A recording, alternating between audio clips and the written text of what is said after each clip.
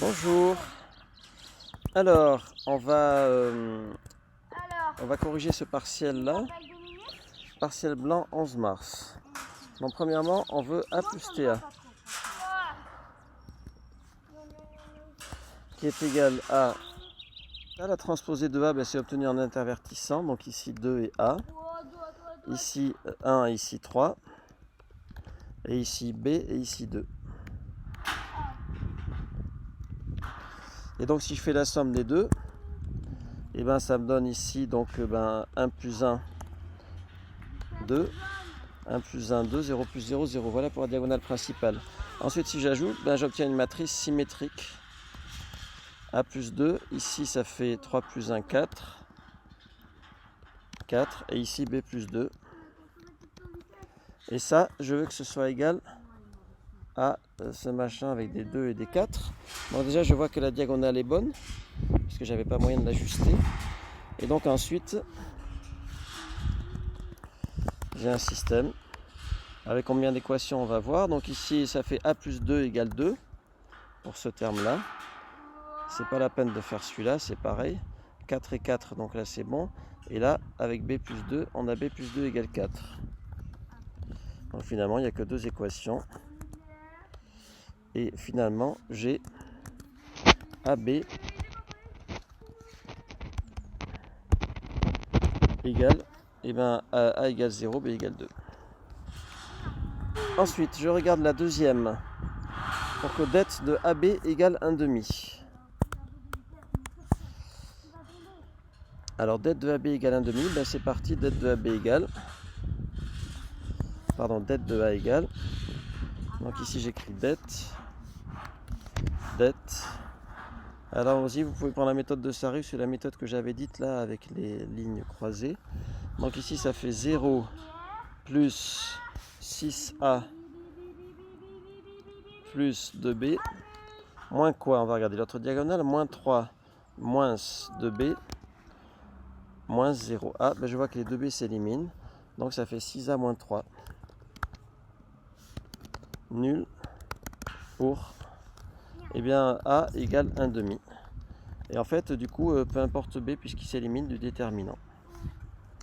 Ensuite, on veut que B soit l'inverse de A. Tout simplement, là je vais faire A fois B ou B fois A au choix, j'ai dit que c'était pareil. Donc A fois B, ça me fait donc ça. Alors il y a un tiers dedans. Alors ensuite j'effectue. Donc là ça nous fait, avec cette colonne et cette ligne, donc ça nous fait 2 moins 2, 0, ça nous fait 3. C'est pas mal pour l'identité parce que 3 sur 3 ça fait 1. Bon, ensuite je continue. Alors là ça fait du 2A moins 1 plus B. Là il y a une petite équation. Ensuite je continue. Donc là ça fait 2 moins 2. Donc ça fait 0. Donc là on est bon déjà. Ensuite ici je regarde ce que ça fait moins 6 plus 6. Donc ça fait 0. C'est cool. Ensuite au niveau de la diagonale ça fait moins 6A plus 3. Ah bon déjà je sais que je vais avoir. Je sais combien va valoir A. Il va valoir 0. Ensuite, j'ai ici moins 6 plus 6, ça fait 0, donc ça c'est bon. Ensuite, là, je vais avoir 1 plus 2, 3 moins 3, 0, donc ça c'est bon aussi. Là, je vais avoir A plus 1 moins B. Et là, je vais avoir 1 plus 2, ça fait 3. Donc c'est égal finalement, si je mets les 1 tiers à l'intérieur. Si je mets les 1 tiers à l'intérieur, donc ça fait 1 ici, 0, 0. Donc la première ligne est bonne. Et la dernière ligne aussi est bonne. Donc tout ce qui va changer, c'est la ligne du milieu. Et donc la ligne du milieu, on veut que ça fasse 0, 1, 0. Si et seulement si. Et donc là, on va avoir trois équations. Alors la première équation, ça va faire 2A moins 1 plus B égale 0. La deuxième, moins 6A plus 3 égale, attention, 3. Parce que c'est multiplié par un tiers là. Donc d'ailleurs, ça fait moins 2A.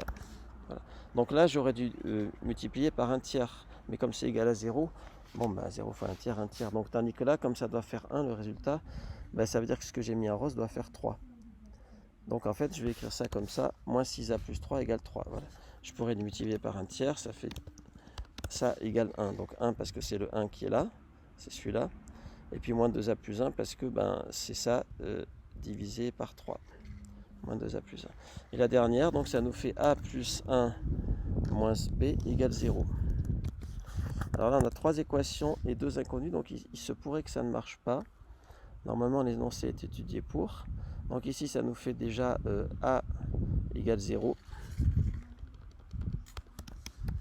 Et si on prend a égale 0, on voit que ça nous fait, d'ailleurs on le voit, parce que là on a moins 1 plus b, et là on a quasiment moins 1 plus b aussi, donc a égale 2a, on le voyait. Bon, en tout cas, a égale 0, donc ça fait 0, et ça fait du coup b égale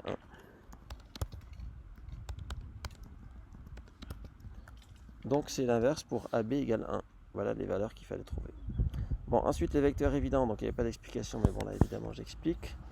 Donc on remarque, ça c'est C1, on remarque que C3 égale 3 fois C1. C3 égale 3 fois C1. Donc C3 moins 3 C1 égale 0. Et bien donc on écrit ce que ça donne, ce nombre-là. Hein. Donc il y a combien de chiffres là? Ça va de 2 à 8, donc ça 2, 3, 4, 5, 6, 7. Donc C3 ça fait 1 et moins 3, 0, 0, 0, 0, 0 appartient à Kerk. Donc déjà, voilà. Ensuite, il en fallait 3. Donc il n'y en a pas d'autres qui sont les multiples les uns des autres. Donc il faut trouver des sommes. Alors voyons, 1 plus 2, ça fait 3. 1 plus 3, ça fait 4. A, ça ressemble à ça. 1 plus 4, ça fait 5. 1 plus 5, ça fait 6. A. Donc en fait, cette colonne-là, c'est la colonne C5, est égale à C1 plus C2. C1 plus C2 égale C5. Donc je peux l'écrire comme ça. C5 moins C1 moins C2 égale 0. Donc, eh bien, nous voilà un nouvel élément du noyau. Donc le nouvel élément du noyau est obtenu en mettant 1 à la case C5 là. C4, C3, C2, C1. Voilà. Et après, il faut chercher d'autres sommes. Donc en fait, ce que j'ai fait comme somme, c'est que la somme des 3 premières. Voilà.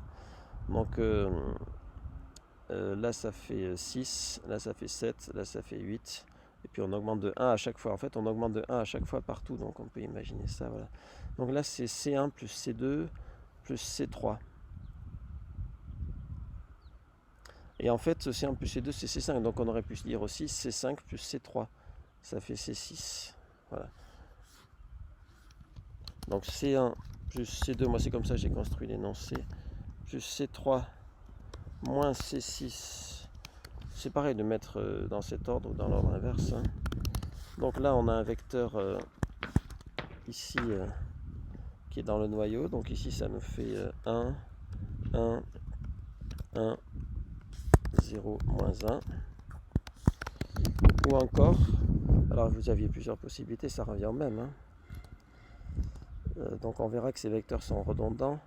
Donc puisque C1 plus C2 ça fait C5, on aurait pu mettre C5 plus C3 moins C6 égale 0. Et donc j'enlève C1 et C2, je les remplace par C5. C5 plus C3 moins C6. Ensuite, ici l'équation du plan. L'équation du plan, je vais devoir faire U vectoriel V pour avoir le vecteur normal. Donc U vectoriel V, ça nous fait, ça fait 1 moins 2, ça fait moins 1. Ensuite à la fin, ici ça nous fait 1 plus 1, ça fait 2. Et au milieu c'est le produit en croix à l'envers, donc moins 2 plus 1, moins 1.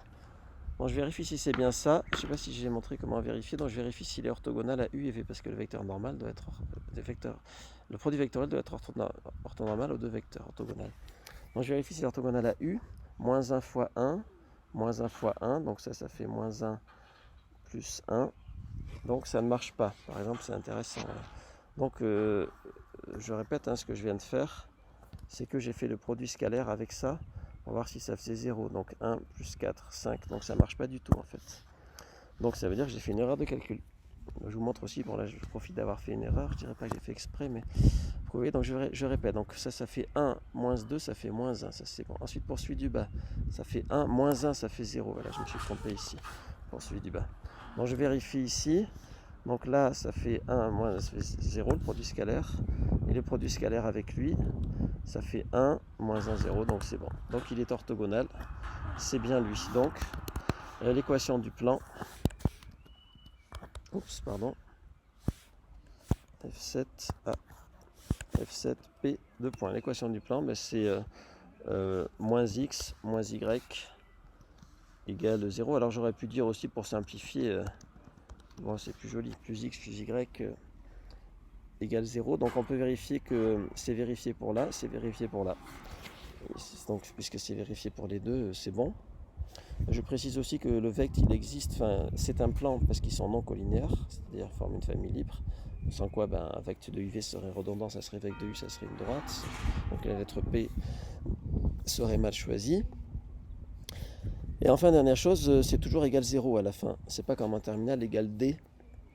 Parce que ici, on considère, quand on dit vecte de UV, c'est toutes les combinaisons linéaires de U et de V, donc le vecteur nul en fait partie. Donc là, on étudie des plans vectoriels qui passent forcément par l'origine, puisqu'il faut que ce soit des sous-espaces vectoriels. Donc lequel de ces deux vecteurs est dans vecte de UV? Donc normalement, pour le savoir, on écrit K égale lambda U plus mu V, puis on résout. Mais ici, c'est plus simple, puisque vous avez l'équation du plan.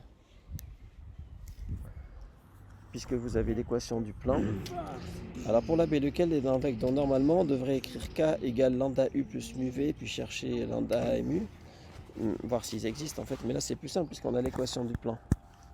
Et on remplace x, y, z, donc évidemment z il n'apparaît pas, je dis ça par principe, par 1, moins 1, 13, et ça fait 0. Donc K appartient à P. Et maintenant, idem avec l'autre. Donc quand on remplace par l'autre, ça ne fait pas 0. Idem avec L. Donc, non, L lui n'appartient pas au plan.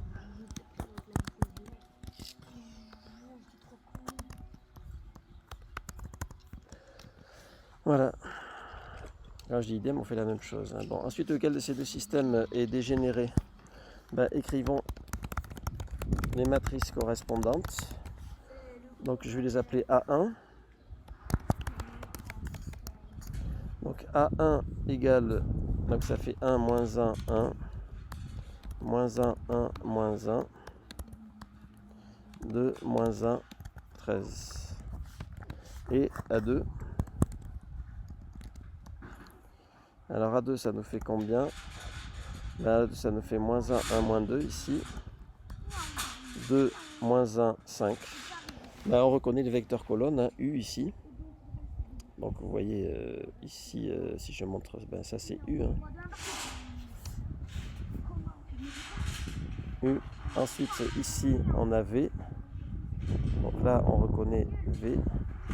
Et là, ici on a K, alors que pour l'autre on a L.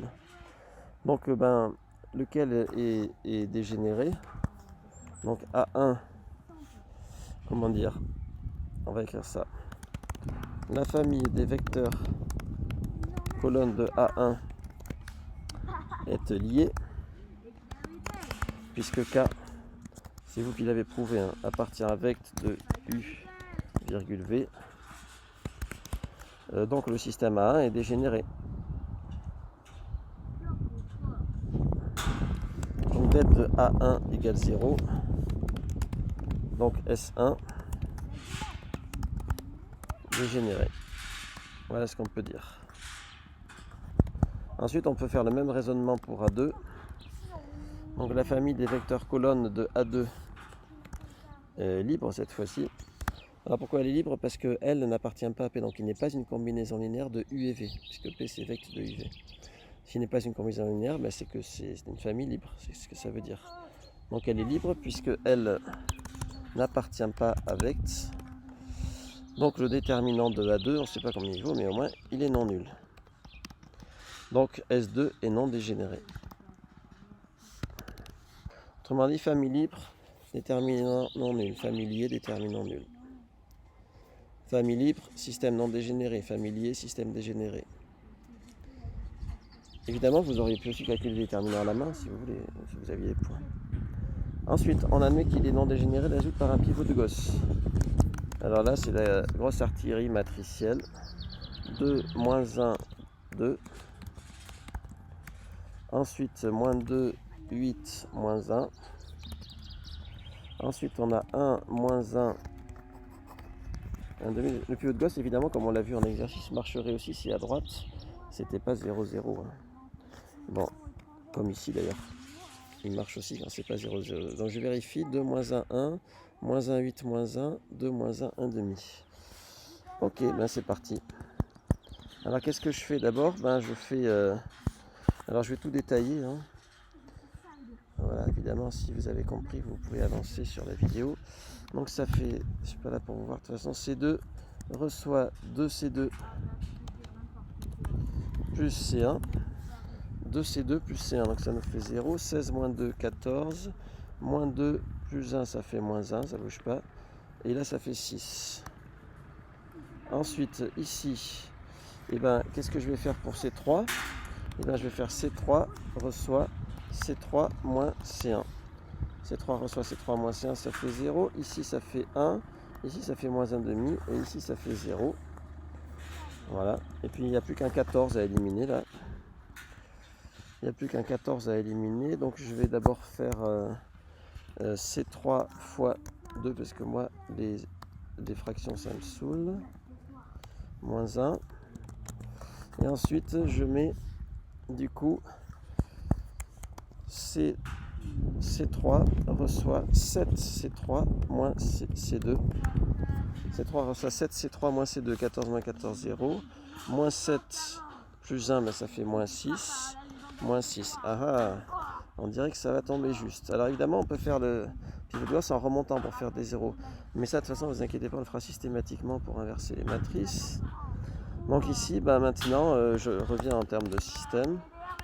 Bon, j'ai moins 6Z égale moins 6. Bon, je ne vais pas m'enquiquiner. Z égale 1. Ensuite, j'ai 14Y moins Z, c'est-à-dire moins 1 égale 6. Donc ça fait 14Y égale 7, Y égale 1 demi. Et ensuite j'ai 2X moins 2Y, donc ça fait moins 1, plus Z, donc ça fait plus 1, égale 2. Donc ça nous fait, ça nous fait X égale 1. Donc j'ai ma solution 1, 1 demi, 1. Ensuite déterminer le rang. Alors ça c'est un peu ludique comme exercice. Donc rang de A, pensez bien à mettre RG partout. Égale rang de ça. Alors qu'est-ce qu'on pourrait faire là? Qu'est-ce qu'on pourrait faire là? Qu'est-ce qu'on pourrait faire là? Qu'est-ce qu'on pourrait faire là? Il va falloir faire des combinaisons linéaires. Alors si on pivote autour de lui, c'est un peu pénible à cause du moins 11. Donc ce que je vais faire, c'est que je vais diviser par 2. Bon, même si j'aime pas les chiffres à virgule, là je vais être obligé d'en faire un parce que c'est plus facile de pivoter par rapport à moins 1. Donc égal rang de... Qu'est-ce que ça me donne ici? Alors du coup, je vais remplacer, je vais pas l'écrire L2 par L2 moins 2L1. L2 moins 2L1, L2 moins 2L1, L2 moins 2L1. Ah, bah, ça va éliminer la virgule. Tiens, L2 moins 2L1, ça fait 3 moins 5. Moins 2. Ensuite, je vais faire L3 moins 3L1. L3 moins 3L1. L3 moins 3L1. Ensuite, L3 15 moins 9, ça fait 6. Et 3L1, 3 fois ça fait 7,5. 9 moins 7,5, ça fait 1,5. Et là, je vais remplacer j'aurais dû mettre un plus 1 là, mais bon. Alors là, je vais faire moins 11L1. Moins 11L1, donc 10 moins 22 moins 11. 9 moins 33, 33 moins 9 moins 24. Et là, je vais faire moins 11L1. Ouf, c'est pénible ça. Donc 11 fois... moins 11L1, il faut faire... Oh là là. 11 fois ça fait 27,5. 11 moins 27,5, ça fait moins 16,5. Voilà. Égal rang de... égal rang de... Alors là, je vais faire ça moins 3 fois ça. Ça moins 3 fois ça, ça fait 0. Non, ça plus 3 fois ça. Donc C3, L3 plus 2 L2. L3, je vais y arriver. L3 plus 3 L2. L3 plus 3 L2, ça fait moins 6, donc ça fait moins 4,5. Ok, ah, ça sent le rang 3. Alors là, je vais faire... Oui, voilà, autant pour moi, j'ai fait une erreur ici, c'est moins 12. Donc voilà, c'est ça, moins 12 fois ça. Donc là, ça fait 0. Là, ça fait encore 0. Puis là, on s'en fiche ce que ça fait. De toute façon, ça fait du rang 2. Bon, pour information, ça, moins 12 fois ça, ça fait du 24. Moins 6,5, ça fait 7,5 si je ne me trompe pas. Et donc, on voit que quitte à diviser la dernière par 7,5 et celle-là par moins 4,5, elles font 1. Donc, elles font 3. Et donc, ensuite, je peux mettre que le rang de A, je peux sucrer tout ça, égale le rang de ceci. Et ici, ça fait 1. 3 lignes échelonnées égale 3 quarts, 3 lignes échelonnées. Voilà. Et enfin, dernière question, la famille est-elle libre? Mais pour le savoir, première méthode, je suppose que j'ai A fois ça, plus B fois ça, plus C fois ça, égale 0. Donc ce qui équivaut à, ça fait A plus B plus 2C. Ensuite ça fait 2A plus 2B plus 2C. Ensuite ça fait A plus 2B plus 2C égale 0, tout ça. Et ensuite ça nous fait 2B plus 2C égale 0. Donc je simplifie tout de suite B plus C là. Donc là ça nous fait A plus B plus C. Et quand je combine L2 et L4, que je fais L2 moins L4, ça me fait tout de suite A égale 0. Ok. Si je fais L2 moins L4, j'obtiens tout de suite A égale 0. Donc puisque A égale 0, qu'est-ce qui me reste? Eh bien il me reste B plus 2C égale 0, B plus C égale 0, 2B plus 2C égale 0, ça fait la même chose, et B plus C ça fait la même chose. Et donc quitte à faire L1 moins L2, j'ai C égale 0. Donc ça fait ABC égale 0, 0, 0. Après, deuxième méthode. Alors on ne pouvait pas faire le déterminant là. Mais seconde méthode, on peut faire la matrice formée de ces coefficients là. Tac, tac, tac. Et on peut pas faire son déterminant, pourquoi? Parce qu'elle n'est pas carrée. Donc on peut faire son rang par contre. Et donc si on fait son rang, ben on peut sucrer ici les deux. 1. Ensuite on peut faire on peut faire des combinaisons à l'infini. Hein. On va faire par exemple je vais faire L3 moins 2L1.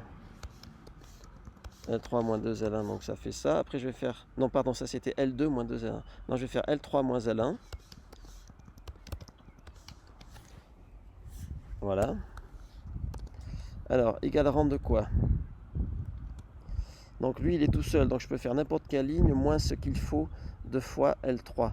Et ça fait apparaître un 0 à l'endroit où il y a le 1 de L3.